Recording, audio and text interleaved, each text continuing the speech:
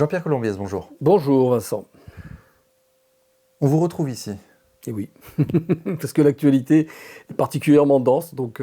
Dans le domaine de la sécurité et de la matière. Et concernant les policiers, oui, effectivement. Alors, la dernière fois, on a parlé de l'affaire Nahel, une vidéo qui a beaucoup marché d'ailleurs. Vous avez eu des retours par rapport à cette vidéo ? J'ai eu quelques retours. Vous savez, moi, le point de vue que je défends, il est neutre et il tente, dans la mesure du possible, d'être objectif. Hein. Je ne représente personne, je n'ai rien à vendre et je ne colle pas d'affiche. Donc, ce que je vous dis, et donc ce que je dis à ceux qui nous écoutent, que je salue par la même occasion, c'est ça se rapproche le plus possible de la vérité d'un vécu, tout simplement.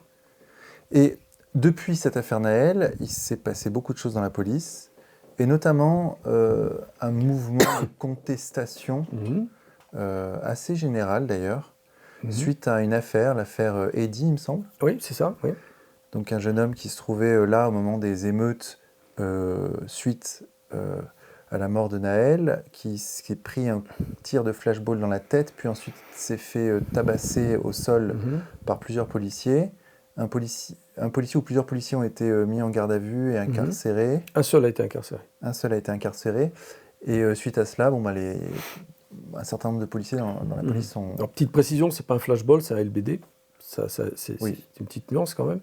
Et oui, ça a déclenché l'interpellation, la mise en garde à vue, puis l'incarcération du policier a déclenché un mouvement de colère spontané de ses collègues immédiats. Et puis, ça fait tache d'huile, parce que ce mouvement de contestation continue. Et je pense qu'il n'est que l'expression d'un mécontentement. En fait, c'est c'est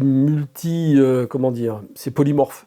Il n'y a pas simplement ça, il n'y a pas simplement l'incarcération. Je crois que c'était une cocotte qui bouillait depuis un petit moment, et là ça explose, et le mécontentement s'exprime de la manière dont c'est possible pour des policiers, parce que peut-être que la question vous a titillé un petit moment. Il n'y a pas le droit de grève dans la police nationale, hein. C'est une corporation qui n'a pas cette possibilité, donc qui ne peut s'exprimer avec les moyens qui sont les siens, donc éventuellement une application à géométrie variable de la réglementation et des instructions qui sont données aux policiers de terrain. Ce qu'on appelle le 562, ou ce qu'on peut appeler la grève du zèle, enfin on peut appeler ça un peu comme on veut, et par des arrêts maladie en démultiplié, qui est une forme de mise en retrait soft de la part des fonctionnaires de police. Mais le droit de grève n'existant pas, il y a peu de moyens de pression des policiers contre un pouvoir qui ne comprend pas ou qui ne respecte pas ses agents. Une petite précision quand même, c'est pas une petite précision, c'est une précision fondamentale. Ce mouvement est autonome, il vient de la base, il est spontané. Et donc de fait, comme en 2016, au moment des mouvements des policiers en colère, qui ont vu la naissance de pas mal d'associations de policiers autonomes hors des circuits syndicaux, a porté à mal la notion de représentativité des organisations syndicales. Les hommes de terrain, les hommes et les femmes de terrain ne se sentent pas représentés comme ils le souhaiteraient. Donc il y a eu ce mouvement de contestation, je le précise, de la base. Et pour le coup, tant les politiques que les organisations syndicales ne veulent pas que ce mouvement leur échappe comme ça leur a échappé en 2016.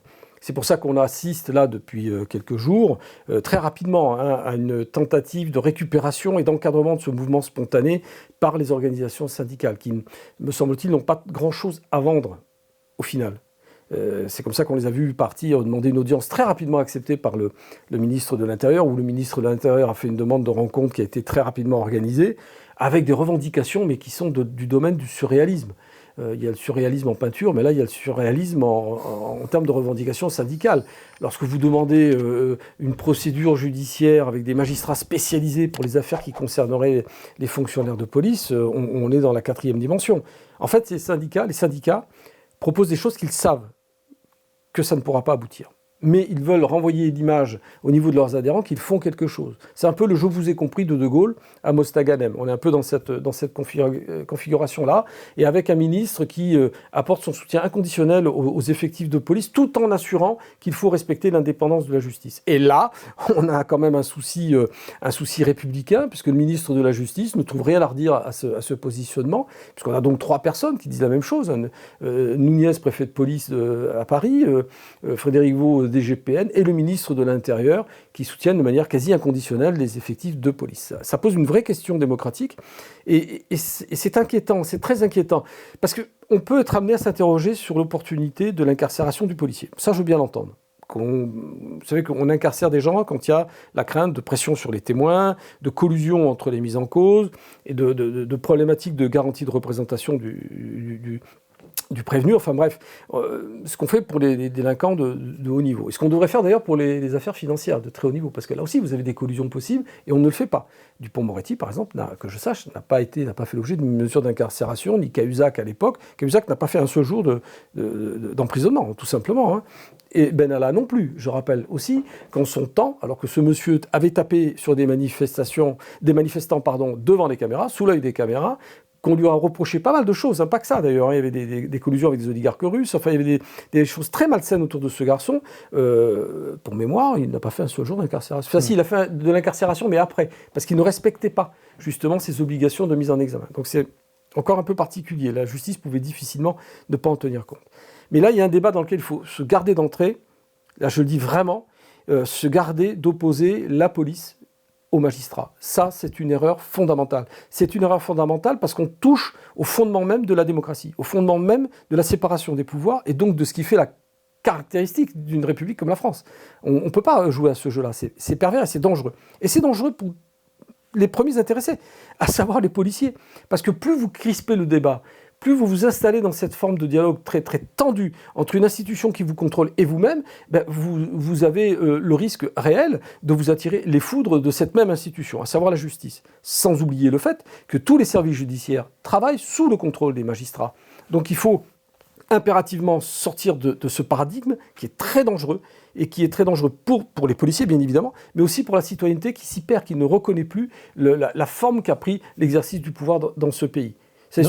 Donc vous dites que les policiers ont tort de contester le fait que le policier en question ait été incarcéré de manière préventive. Je pense qu'il aurait fallu le faire différemment, mais je me répète, c'est une soupape qui a éclaté. C'est une soupape qui a éclaté, il y a une incompréhension totale, mais là encore, je pointe du doigt la responsabilité des syndicats. Pourquoi ?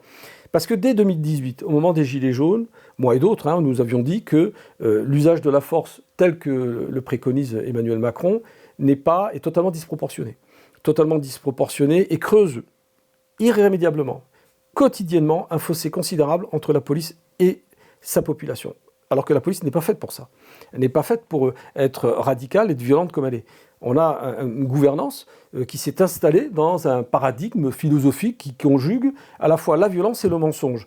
Il était du devoir des syndicats, je dis bien du devoir des syndicats de police, stop, on n'a pas le droit de jouer ce jeu-là. On n'a pas le droit d'être un outil d'ajustement de dialogue social, clairement, et on n'a pas le droit de jouer avec nous.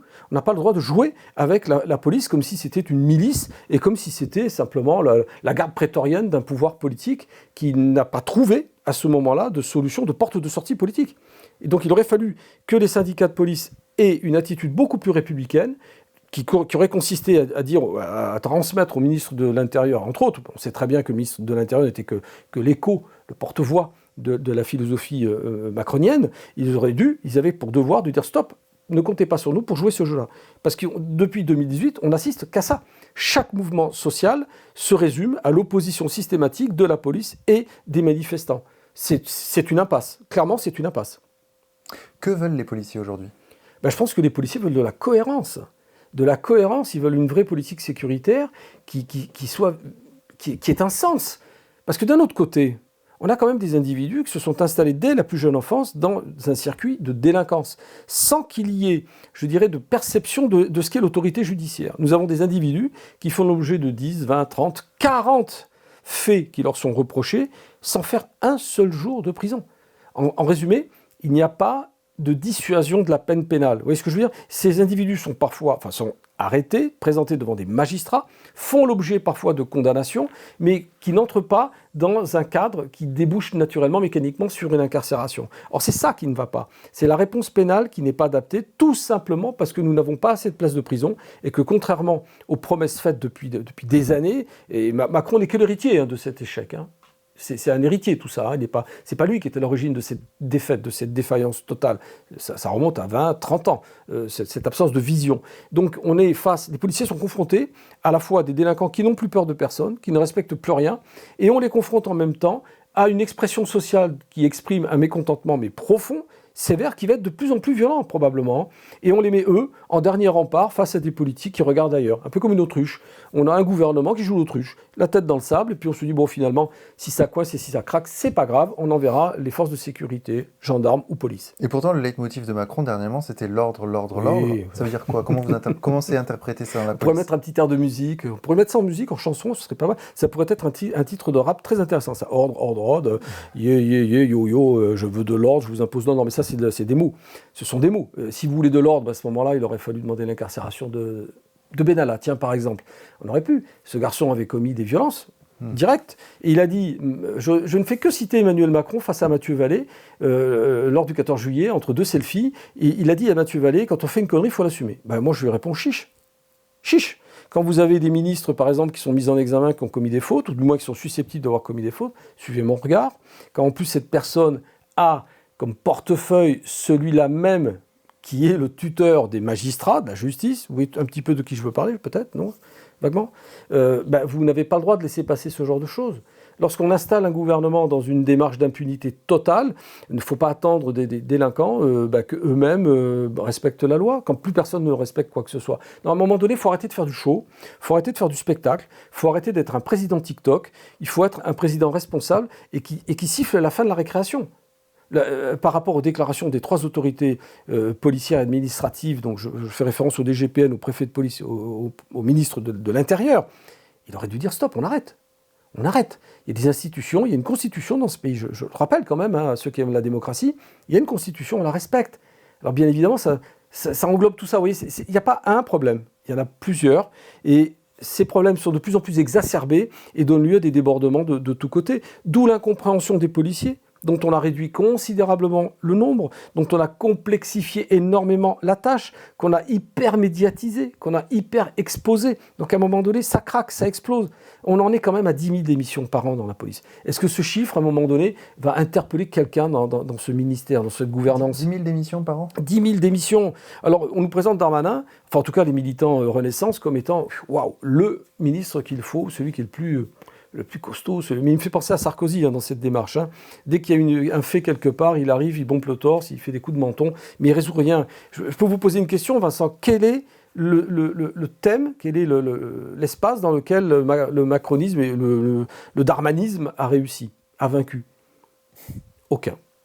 Aucun. Et si vous voulez une image, que vous pouvez incorporer peut-être à notre entretien, c'est celle de Cavaillon, récemment. À Cavaillon, alors on imagine que ce sont des dealers, certains ne veulent pas le dire, ils ne disent pas que ce sont des dealers ou des trafiquants, on dit des jeunes gens de Cavaillon, d'une cité de Cavaillon bien connue, ont organisé une sorte de fête foraine pour les enfants, avec une piscine gonflable, avec des toboggans, avec un trampoline, donc c'est pas bien, l'ordre républicain est bafoué, et c'est pas possible, quoi. L'espace public a été accaparé par des trafiquants, non, la République ne laissera pas faire. Et quelle est l'image qui a été renvoyée?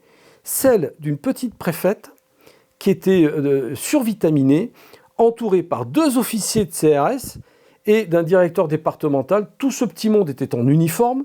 Et la seule solution qu'elle a trouvée pour régler ce problème, alors tout le monde parle de poursuite, on va les arrêter, on va les poursuivre, je ne sais pas pourquoi d'ailleurs, pour dégradation ou espace illégal, je crois que c'est occupation illégale de l'espace public, enfin un truc comme ça, alors qu'ils ont mis des matières gonflables, ils n'ont pas créé un camp retranché avec mitrailleuses et checkpoint, non, c'est des ballons pour des enfants. Avec de l'argent de l'œuvre, probablement. Probablement, mais le débat va plus loin que ça. Ça veut dire quoi? Ça veut dire que l'espace public n'est pas, géré par l'État, ou du moins la représentation locale, la mairie par exemple. Donc la seule solution qu'a trouvée la préfète, je vous le donne en mille, et c'est assez surréaliste, elle dit pour empêcher les acheteurs, parce qu'il n'y aurait pas de dealers s'il n'y a pas d'acheteurs, nous allons encercler la cité et nous allons faire contrôler les entrées et les sorties de cette cité par des CRS pour éviter que les acheteurs entrent. Je ne sais pas si quelqu'un a réfléchi 2 secondes à ce que ça signifiait. C'est-à-dire qu'il y a quand même des gens qui vivent normalement dans ces cités. Il n'y a pas que des trafiquants ou de la corderie. Il y a des gens qui se lèvent le matin, qui vont bosser. Donc la seule solution qu'elle a trouvée, c'est d'encercler la résidence, la cité, et de faire contrôler les allées et venues des gens qui... Enfin, non mais, on est sur c'est 1984 démultiplié, là, on est au-delà, là. Et on est surtout dans la bêtise. On est dans la bêtise absolue. Parce que, on stigmatise les habitants de cette cité, et la seule réponse qu'on apporte à leur mal-être, entre guillemets, c'est de les encercler par des CRS. Je vous laisse méditer cette petite réflexion que je me suis faite à ce moment-là, mais qui illustre bien l'échec total des politiques sécuritaires de ce pays, puisqu'on n'a ni voie de dialogue, plus de voie de dialogue, on n'a plus rien, et on n'a que des forces d'intervention, parce que dès lors qu'il y a quelque chose qui transgresse dans un espace, on envoie les CRS. Et vous savez que les habitants de ces secteurs-là, eux, voudraient une chose, hein. Ils le disent clairement, et pas simplement en catimini, ils le disent devant caméra. Eux, ce qu'ils veulent, c'est qu'un commissariat revienne. Pourquoi ? Pour avoir des interlocuteurs, tout simplement. Et pas simplement avoir des forces d'intervention habillées comme des G.I. Joe.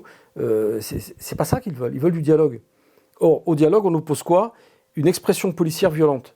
C'est pas comme ça que ça marche. Et c'est comme ça qu'on en arrive à des situations d'extrême violence. Alors, les émeutes qui ont suivi la mort de Naël, on en a parlé. Là aussi, c'est un ras-le-bol absolu, total, des surcontrôles, d'une sur-attention de cette population-là par des effectifs de police qu'on a mandatés pour le faire. Sur-contrôle, parce qu'il y a aussi comment je peux dire, sur-délinquance, oui. Ben, à ce moment-là, alors il faut la réprimer, cette surdélinquance. Oui, mais le jeune Naël était déjà un délinquant d'habitude. Alors on dit qu'il n'a pas été condamné, oui, mais parce qu'il était mineur. Or, il avait déjà été interpellé en tant que conducteur, bien évidemment sans papier, puisqu'il est mineur, donc il n'avait pas le droit de conduire. Mais s'il y avait une réponse pénale adaptée, peut-être qu'il n'aurait pas recommencé. Ouais. Et il serait peut-être encore vivant aujourd'hui. Il faut quand même réfléchir à tout ça. Il faut réfléchir à tout ce contexte qui fait que c'était à la fois permissif et à la fois hyper répressif. En fait, les policiers interviennent, et arrêtent, etc., se confrontent aux problèmes, oui. Mettent les mains dans la merde, mais derrière, la justice ne suit pas, c'est ce que vous dites. Alors ça dépend de quel niveau de justice on parle. La justice fonctionne dès lors qu'il s'agit d'instruire les affaires qui leur sont présentées. Donc souvent, ça se traduit par des comparutions, souvent des comparutions immédiates. Mais si le JLD n'incarcère pas, les mises en cause ressortent comme ils sont venus. C'est là où ça ne va pas. C'est là où ça ne va pas. Enfin, la population française a considérablement augmenté ces 30 dernières années. Par contre, les places de prison, elles sont restées les mêmes. Donc il y a un vrai souci de cohérence dans tout ça. Macron a dit qu'il allait construire des prisons. Oui, mais il faut 10 ans pour construire une prison, très cher. Il faut 10 ans. Entre le moment où on décide de faire une prison, qu'on fait des études de marché, d'implantation, qu'on arrive à convaincre les habitants des communes avoisinantes, il faut une dizaine d'années. C'est pas demain que ça va se faire. Donc il faut réfléchir à autre chose. Il faut réfléchir à des modes de contraintes physiques, réelles, que ceux qui commettent des fautes aient vraiment le sentiment, à un moment donné, que c'est pas bien, quoi, quelque part, de voler, d'agresser, de piller, de violer. Enfin, les violeurs vont en prison. Ça, c'est pas un souci, ça. Mais je parle de délinquance petite et moyenne qui, elle, fait énormément de mal aux citoyens parce qu'il y a peu de réponses pénales par rapport à ça. Et en même temps, de l'autre côté, on pourrait vous dire qu'il y a de la violence dans la police. Par exemple, ce jeune Eddy a été tabassé au sol. Était-ce vraiment nécessaire ? Si vous comptez sur moi pour justifier ça, je ne suis pas le bon client. J'ai toujours dit, et je le répète, et je l'ai déclaré, mais depuis des années, et notamment ça a commencé avec les Gilets jaunes. Moi, j'ai toujours dit, pas simplement devant vous, mais sur les plateaux de BFM notamment, j'avais dit attention à ce que vous faites, parce que même si l'ordre qui vous a été donné est illégal ou idiot, parce qu'il y a l'ordre idiot aussi, quelque part, qui existe, vous n'êtes pas obligé d'y obéir. Vous avez une obligation même, dictée par le code de déontologie, à ne pas y obéir. Vous devez faire preuve de discernement dans toutes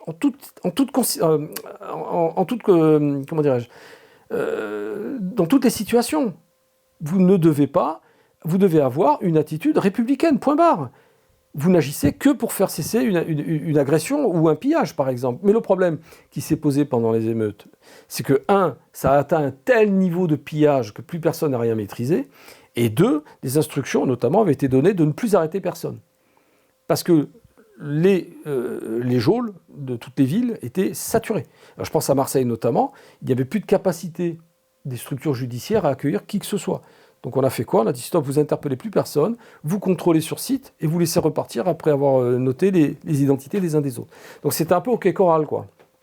C'était un peu OK choral. Ceci étant, ça n'explique pas et ça n'excuse en aucunement les débordements qui ont pu avoir lieu. Il faut être très clair là-dessus. Je ne suis pas là pour justifier ça. Moi, j'explique ce qui amène des contextes d'hyperviolence. Cette hyperviolence, elle s'explique pour plusieurs raisons. Je parle des émeutiers. Désagrégation totale de l'ordre moral et judiciaire. Ils ne respectent plus rien. Plus rien. Il n'y a plus de cellules familiales et il n'y a plus de réponse judiciaire à hauteur. Et je persiste, quand je parle de réponse judiciaire, je parle d'incarcération.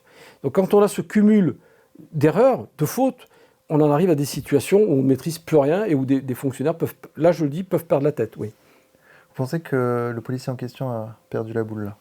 Je pense qu'à un moment donné, il a agi. Vous savez, quand on est dans l'hyperviolence, il faut être sur le terrain pour vraiment évaluer la façon dont on peut réagir. Mais quand vous êtes confronté à une sorte d'hystérie de violence, je pense que oui, il peut y avoir un geste non maîtrisé ou un geste qui n'est pas réfléchi plutôt. Et ça peut conduire à ça. Ça n'excuse pas, ça l'explique. Tout simplement. Donc on est là où il faut s'interroger, une fois qu'on a dit ça, il faut s'interroger sur comment on arrive à ça.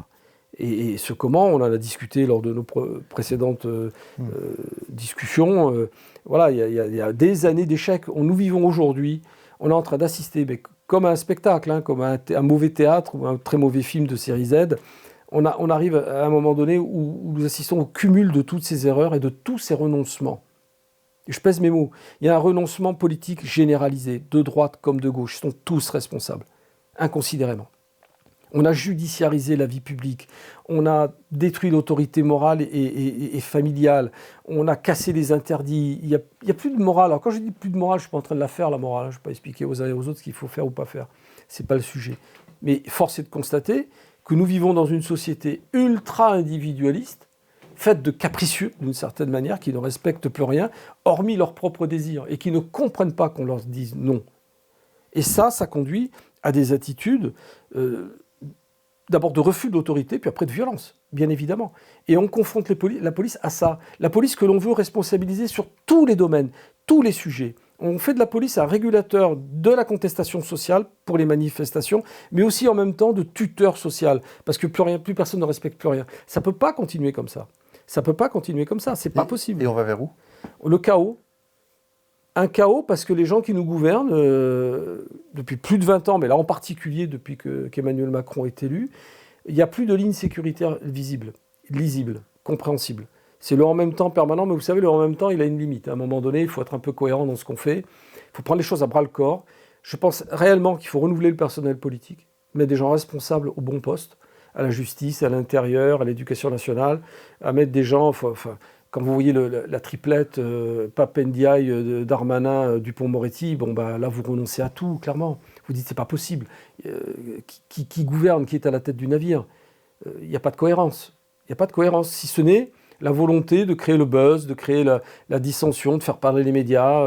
Mais en termes d'intérêt général, il n'y a pas grand-chose de visible et de lisible et de compréhensible. Et là-dedans, au niveau le plus bas, au niveau intermédiaire, vous avez des policiers qu'on charge de régler tout ça. Allez les gars, allez mettre de l'ordre dans cette société qui est chaotique parce que moi, en tant que, maître du monde, j'ai fait en sorte de mettre le chaos. C'est pas possible. On ne peut pas en arriver là. Moi, Jean-Pierre Colombiès, il y a quelque chose que je ne comprends pas. Franchement, ça fait plusieurs fois que je vous interviewe et je ne comprends toujours pas. Quel était le calcul de ceux qui ont dit on va enlever des policiers, sachant que la délinquance ne diminue pas, que la population grandit. Quel était le projet, en fait, de dire on va diminuer les effectifs de police, on va fermer des commissariats? Ça coûte cher. Vous voulez une réponse simple, je vous en donne une. La fonction publique, ça coûte très cher. Et le problème de la police est exactement le même problème que la médecine, le monde médical, l'enseignement ou la justice. Ça coûte cher de mettre du monde. Et certains sont partis du principe ultra-libéral qu'en mettant moins de fonctionnaires, en laissant les communes, par exemple, se débrouiller avec une police municipale et des boîtes de sécurité privées, on allait arriver à substituer tout ça et garder l'ordre. Mais là où on est incohérent encore, c'est que vous avez un Gérald Darmanin qui se veut le défenseur des policiers et de l'intérêt général et qui est en train de soutenir la fameuse réforme de la PJ qui va totalement déstructurer les services de police judiciaire. On est dans une forme de continuité du sarkozysme, qui est le sarkozysme du chaos, de la déstructuration, sur fond de cirque médiatique. Cet homme arrive en disant « je vais régler vos problèmes, je suis quelqu'un de très dynamique, de très... » Alors c'est vrai, il bouge beaucoup, hein, il est sur tous les terrains. C'est une sorte de mini-Sarkozy, ouais. Ouais, c'est un mini-Sarkozy, oui. Mais qui en même temps va jusqu'au bout de la démarche sarkozyste en déstructurant la PJ. Ouais, c'est pas rigolo ce que je dis, mais c'est vrai. Enfin, ça me surprend parce que les conséquences sont visibles. Enfin, oui. Ça m'étonne énormément. Mais moi, en 35 ans, j'ai peut-être déjà dit, mais je vais le répéter, c'est pas grave, j'ai dû connaître une vingtaine de réformes de la police nationale. Aucune n'a fonctionné. Aucune. Aucune, tout simplement parce que ceux qui ont porté ces réformes n'avaient qu'un seul souci, c'était leur propre destinée, leur intérêt personnel. Et tout le monde va dans ce cadre-là. Les délégués syndicaux au niveau national ne pensent pas à la protection de leurs adhérents. Ils ne raisonnent que par, je dirais, revendications visibles. Il faut défendre les policiers, on ne peut pas accepter qu'ils soient incarcérés. Oui, non mais d'accord mon garçon, mais il aurait peut-être fallu réfléchir en amont à la situation que vous avez, je dirais, cautionnée, qui mettait en danger la sécurité des fonctionnaires. Je parle de sécurité juridique. Dès lors que vous apparaissez comme quelqu'un qui marche main dans la main avec le pouvoir politique, ben vous vous exposez à ça. Et en fait, on assiste à quoi en ce moment, en direct? À tout simplement la justice qui siffle la fin de la récréation, qui dit stop, nous vivons dans un état de droit. Et quelle que soit l'orientation de la politique, nous vivons dans un état démocratique républicain. Donc vous devez respecter les lois. Alors ça a mis un peu de temps. Moi je trouve que ça a été très long à arriver. Trop long même. Mais ce que n'ont pas fait les syndicats, la justice est en train de le faire. En fait, les policiers sont en train de... Pardon. En fait, les policiers sont en train de se faire lâcher par les politiques qu'ils ont protégés lors des Gilets jaunes et des manifestations. Mais ils ne les ont jamais protégés. C'est là où il y a une illusion. Enfin, il faut être d'une naïveté infantile pour croire que le politique va protéger les policiers. Ça ne marche pas comme ça. Ça ne marche pas comme ça. Ils sont forts pour les exposer, pour les envoyer au carton, mais jamais un politicien n'a couvert un policier. Ça n'est jamais arrivé. Et c'est là le danger. C'est d'avoir laissé croire à des agents de terrain, allez-y les gars, vous pouvez faire ce que vous voulez, nous sommes là pour vous soutenir. Sauf que quand le politique sent que ça commence à un petit peu compliqué pour lui, ils les lâcheront. Et ils sont en train de les lâcher. Vous savez qu'Olivier Véran aujourd'hui, a téléphoné à Eddy pour lui manifester sa compassion, je suppose. Je pense que c'est ça l'idée. Mais de deux choses l'une. Où on soutient conditionnellement les policiers, où on ne les soutient pas, où on n'envoie pas. Vous voyez, le message qui est renvoyé, il est pas parfaitement illisible. Oui, bien sûr. Qui dit quoi, qui fait quoi? Dupond-Moretti, on n'entend pas, on entend à peine. Il est très discret sur le sujet. Remarquez, en même temps, il va être jugé, peut-être pas tout de suite, ni demain d'ailleurs, mais il est renvoyé devant une cour pour être jugé. Enfin, à un moment donné, il faudrait que quelqu'un tape sur l'épaule d'Emmanuel Macron. On dise, il serait peut-être temps de nommer des gens qui ne sont pas discutables. Je dirais pas plus honnêtes. Ce serait un procès d'intention, un procès moral de ma part. Je ne ferai pas ça. Je dis simplement, il faut nommer des gens qui ne soulèvent aucune contestation morale parce que vous êtes ministre. C'est pas la cour d'école, là. On n'est pas en train de jouer entre gamins. Là, on gère un État. Donc il faut mettre en place des personnalités qui ne souffrent aucune contestation et qui soient parfaitement légitimes dans les postes qu'ils occupent. Dupond-Moretti a toujours montré son animosité vis-à-vis des magistrats. C'était la dernière personne qu'il fallait nommer ministre de la Justice. Darmanin, en continuateur de la politique sarkozyste, n'avait pas sa place à la tête du ministère de l'Intérieur, dès lors que l'on voulait installer, comme le voulait Macron, soi-disant, une autre forme de dialogue social. Et on ne met pas un wokiste ministre de l'Éducation nationale si on veut restaurer, je dirais, un peu de panache dans l'Éducation nationale et non pas continuer à la piétiner. Enfin, tout ça, c'est des thèmes qui ne devraient même pas être sujets à caution. Et on en arrive à un point où on se dit, mais est-ce qu'il y a un président, quelque part, qui a une notion de ce qu'est, je dirais, la grandeur de l'État et la stabilité de l'État? Tout ça, véritablement, c'est un pacte républicain qui doit être instauré aujourd'hui en France et qui doit être réhabilité. Et on fait exactement l'inverse de ce qu'il faudrait faire. Vous disiez tout à l'heure que nous allions vers le chaos. Oui, on y est déjà un petit peu. Ça veut dire quoi concrètement? Plus de règles. Plus de règles. Vous savez ce qui va se passer? Je vais sortir ma petite boule de cristal. Là. À partir du moment où on va laisser de plus en plus les citoyens livrés à eux-mêmes, parce que là, il y a une contestation pour l'incarcération d'un police, mais comme je le disais tout à l'heure, il y a aussi une grande impunité vis-à-vis de certains délinquants. Eh bien, les gens comme vous et moi, les commerçants par exemple, qui sont pillés régulièrement, vont s'organiser. Et vont s'organiser en créant, je ne sais pas moi, des comités de quartier, des comités de corporatistes, et se défendre eux-mêmes. Parce que dès lors, vous savez, la nature a horreur du vide. Dès lors qu'il n'y a plus d'État pour défendre l'intérêt général, et défendre celui qui n'a pas les moyens de se défendre, ce qui est le fondement même de la police nationale, eh bien les gens vont se défendre par eux-mêmes. Donc ça va être une société un peu à l'américaine où chacun va s'armer avec ce qu'il peut et se défendre par lui-même. Et c'est ça le chaos. C'est lorsque vous n'avez plus d'autorité supérieure, d'État protecteur. Alors on a peut-être eu trop d'États protecteurs. Ça, c'est un autre débat philosophique, qui est justement celui que porte l'ultralibéralisme à la Macron, c'est-à-dire trop d'États.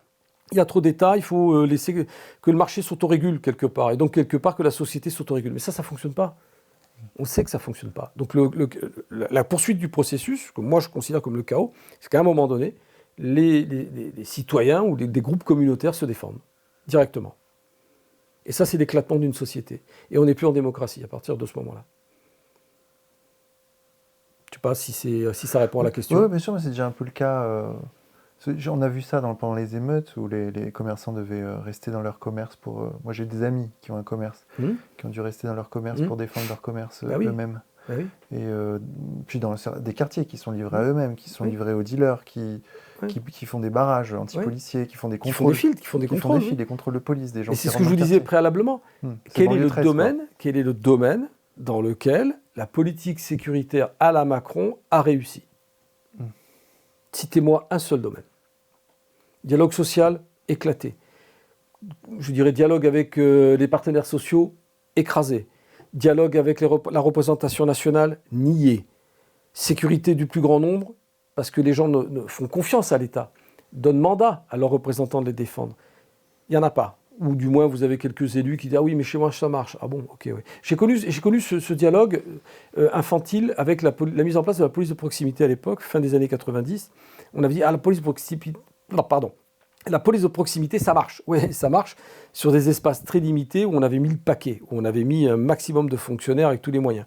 Donc quand vous êtes sur des espaces limités comme ça, et que ça marche, vous arrivez à la conclusion que si ça marche là, ça marche partout. Non, c'est pas comme ça que ça fonctionne. Il faut qu'il y ait une politique globale pour que ça marche, et qu'on fasse une étude en amont, et qu'on la fasse sérieusement.